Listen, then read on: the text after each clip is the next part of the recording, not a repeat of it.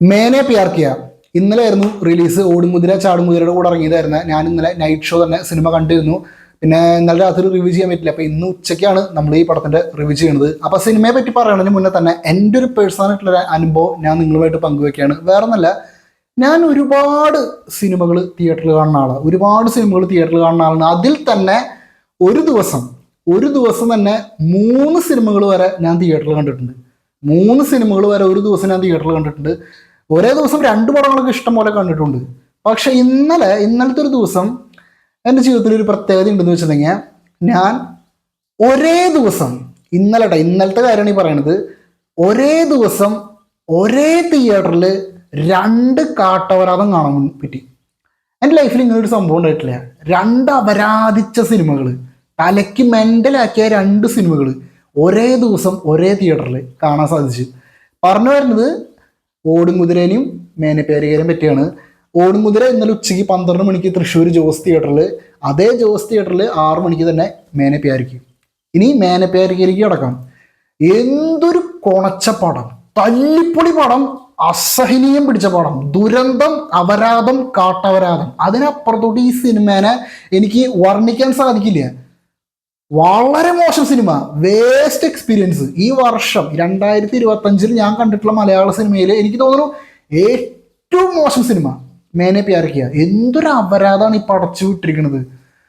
കഥ എന്ന് പറയുന്ന സാധനം ഈ പടത്തിൻ്റെ അകത്തില്ല. ഈ പടത്തിൻ്റെ അകത്ത് കഥ എന്ന് പറയുന്ന സാധനം ഇല്ല.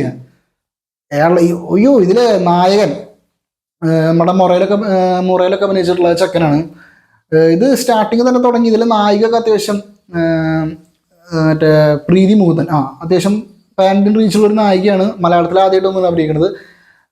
ഇവര് സ്റ്റാർട്ടിങ് തന്നെ ഈ സിനിമയുടെ ഒരു നൈറ്റ് സീൻ, തമിഴ്നാട്ടിൽ ഒരു 3 മലയാളി യുവാക്കൾ ചേർന്ന് അവിടുത്തെ തമിഴ്നാട്ടിലൊരു വലിയൊരു ഒരു ഗൗഡ, അവിടെ ഒരു വെയിൻ ഗുണ്ടനെ പ്ലാൻ ചെയ്ത് സ്കെച്ച് ഒരു സീൻ, ഒരു രാത്രി സീൻ കാണിക്കും. പിന്നെ കേരളത്തിലെ സീനുകളിൽ പടം തുടങ്ങും. നായകൻ നായികയെ കാണുന്നു, നായകന്റെ റൊമാൻസ് ഒക്കെ അട്ടർ ക്രിഞ്ച് എന്ന് പറഞ്ഞാണ്ടല്ലോ, കാണുമ്പോൾ തന്നെ തൊല്ലിരിഞ്ഞു. അതുപോലത്തെ ക്രിഞ്ച് റൊമാൻസ് നായകന്റെ ആ ഒരു ക്യാരക്ടർ ചെയ്തിരിക്കുന്നത്. പെട്ടെന്ന് നായകനെ കാണുന്നത് ഇഷ്ടമല്ല. പിന്നെ പെട്ടെന്ന് പ്രേമത്തിലാവണു, പെട്ടെന്ന് കറങ്ങാൻ പോണു, പെട്ടെന്ന് വീട്ടിൽ പിടിക്കുന്നു, പെട്ടെന്ന് തന്നെ രണ്ടുപേരും നാട് വിടുന്നു, പെട്ടെന്ന്. പക്ഷെ എല്ലാം ഒരു കഥാപരമായിട്ട് ഒരു ലോജിക്കില്ലാത്തൊരു ഫസ്റ്റ് ഹാഫ്. ആ ഫസ്റ്റ് ഹാഫിന് മറികടന്നുള്ള രീതിയിൽ അതിനേക്കാൾ കാട്ടപരാധം പിടിച്ച സെക്കൻഡ് ഹാഫൊക്കെ ദേഷ്യം ഒന്നും എനിക്ക് തിയേറ്ററിൽ ഇരുന്നിട്ട്. എന്തൊക്കെയാണ് കാണിക്കുക, ആരൊക്കെ പെട്ടപ്പെട്ടെന്ന് പറഞ്ഞ കുറേ പേര് അവിടുന്ന് ഇവിടുന്നൊക്കെ വരുന്നുണ്ട്. തമിഴ്നാട്ടിൽ കഥ സെക്കൻഡ് ഹാഫിൽ തമിഴ്നാട്ടിലോട്ട് മാറുമ്പോൾ പിന്നെ അവിടുത്തെ കുറേ സംഭവങ്ങൾ, ഇതൊന്നും ഒരു കണക്ഷൻ ഇല്ല. ഇതൊക്കെ ആരാണ്? ഇപ്പം ഞാൻ പറഞ്ഞു, സ്റ്റാർട്ടിങ് ഒരു സീൻ കാണിക്കുന്നുണ്ട്. ഒരു തമിഴ്നാട്ടിലൊരു പേര് കേട്ടൊരു ഗുണ്ടൊരു ഗൗഡ മലയാളത്തിലെ ഒരു 3 മലയാളി യുവാക്കൾ ചേർന്ന് സ്കെച്ചിട്ട് പണിയുന്ന സംഭവം. ശരിക്കും ഈ തമിഴിന് ആരാണ് എന്നുള്ളതിനെ പറ്റിയുള്ള ഒരു വ്യക്തമായിട്ടുള്ള ക്ലാരിറ്റി ഇല്ലാത്ത പോലെ ഒരു സീൻ. തമിഴ്നാട്ടിൽ ചെല്ലുമ്പോൾ കുറേ പേര് അവിടുന്ന് വരുന്നു, ഒരു ലോജിക്കായാലും ഒരു കൺവിൻസിങ് ഇല്ലാത്തൊരു സ്ക്രിപ്റ്റ്. അതിനിടയ്ക്ക് ലാസ്റ്റ് ക്യാമിയോ പെപ്പെ, അതിൻ്റെ അമ്മ മറച്ചു വെക്കേണ്ട കാര്യമില്ല. കാരണം ഇന്നലെ ഫസ്റ്റ് ഷോ കഴിഞ്ഞ് പിന്നെ തിയേറ്ററുകാർ പുറത്ത് വിട്ടിട്ടുണ്ട്. ഞാൻ ഓൾറെഡി മുന്നറിഞ്ഞിട്ടുണ്ട്, റിലീസിന് മുന്നേ തന്നെ നമുക്ക് പരിചയമുള്ള ഒരാൾ പറഞ്ഞിട്ടുണ്ടായിരുന്നു ഈ സിനിമയ്ക്കകത്ത് പെപ്പ ക്യാമിയോ ഉണ്ടെന്ന്. പിന്നെ സിനിമക്കാർ ഒഫീഷ്യലായിട്ട് ഇന്നലെ രാവിലെ മോർണിംഗ് ഷോ കഴിഞ്ഞ് പിന്നെ അവരും ക്യാമിയോ പുറത്തു വിട്ടിട്ടുണ്ട്. അപ്പോൾ ഈ സിനിമയുടെ ലാസ്റ്റ് പെപ്പ വരും. പെപ്പയ്ക്ക് ഒരു ബിൽഡപ്പ് ഒക്കെ കൊടുത്തിട്ട് പിന്നെ ഇത് അവിടെ കേരള അങ്കമാലി ബോയ്സ് ഡേ എന്നൊക്കെ ഒരു ഡാവ് പറഞ്ഞേ. പിന്നെ പെപ്പയുടെ ഒരു അങ്കമാലി ഡയറീസിൻ്റെ ചെറിയൊരു കളി അവിടെ ഉണ്ട്. ഒരു രീതിയിലും കൺവിൻസിങ് ആവാത്തൊരു സിനിമ. എന്തിനാണ് ഇതൊക്കെ പടച്ചു വിട്ടേക്കണത്? എന്തിനു ഫെസ്റ്റിവലൊക്കെ എന്തിനാണ് ഇതൊക്കെ ഇറക്കി വിട്ടെന്ന് എനിക്ക് മനസ്സിലാവുന്നില്ല. ഒരുപാട് ഒരു അവിയൽ പരുവാണ് ഈ സിനിമയുടെ സ്ക്രിപ്റ്റ്. യാതൊരു വിധത്തിലുള്ള ലോജിക്കോ അങ്ങനത്തെ ഒന്നും തന്നെ ഇല്ലാത്തൊരു സിനിമ.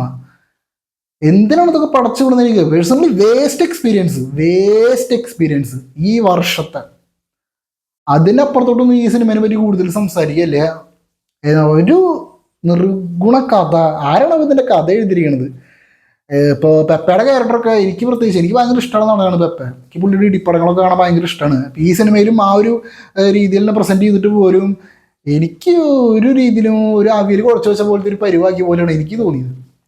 ഒട്ടും താല്പര്യമാവാത്ത ഒരു ഓണം റിലീസ്. ഇന്നലെ കണ്ട 2 പടം, ഓടുമുതിരയായാലും മേനെ പേരിക്കയായാലും രണ്ടും ആദ്യത്തെ രണ്ട് പടം നല്ല എക്സ്പീരിയൻസ് ആയിരുന്നെങ്കിൽ പിറ്റേ ദിവസം ഇറങ്ങിയ രണ്ട് പടം ഭയങ്കര മോശം എക്സ്പീരിയൻസ് ആയി.